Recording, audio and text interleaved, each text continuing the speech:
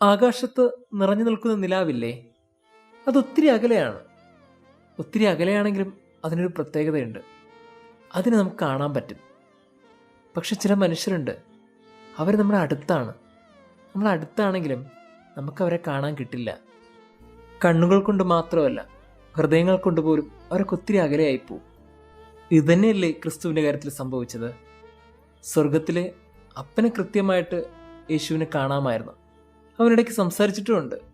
എന്നാൽ അരികിലുള്ള ചില സ്നേഹിതരില്ലേ, അവരവനെ കാണാൻ കിട്ടില്ലായിരുന്നു. കാര്യം അവരവൻ്റെ ഹൃദയത്തിൽ നിന്ന് ഒത്തിരി അകലെയായിരുന്നു. ഉള്ളിലെ സ്നേഹം കുറഞ്ഞാൽ കണ്ണിലെ കാഴ്ച കുറയുമത്രേ.